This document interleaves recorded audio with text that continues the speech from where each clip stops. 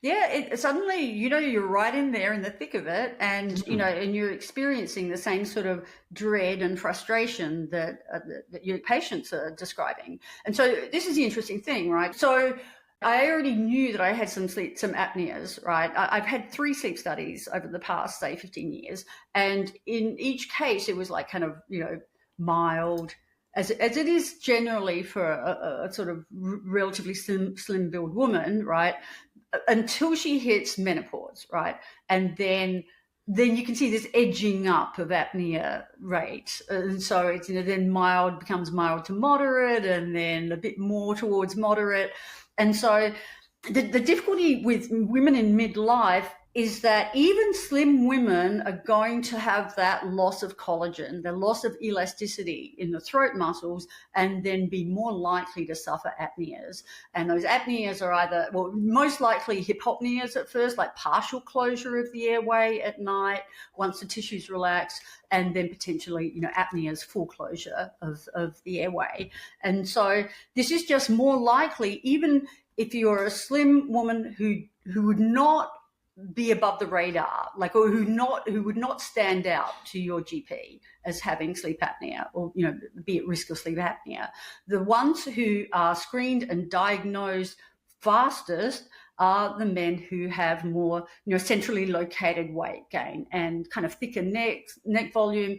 So they come to the attention of GP straight away once the partner complains of snoring, and then they get treated straight away with the appropriate continuous positive airway pressure treatment. The ones who fall through the gap tend to be women in midlife. And the difficulty is too that the women are more likely to have insomnia, right, than men. So, and if you think about this, women as the caregivers, there are many points during a woman's life where, hormonally alone, there are going to be reasons for her being sleepless. So during ovulation, PMS, when she's younger, then when she, childbirth, and, before birth and then after, and feeding babies through the night. Disrupted sleep is just a part of that. And so there's kind of an acceptance amongst women that, this is what sleep looks like. It doesn't get any better when your kids are teens and they're starting to drive. And then before you know it, you've hit perimenopause, and now you're getting hot flushes that disrupt your sleep again. And a hot flush can raise your core body temperature enough to boot you out of deep sleep during the night.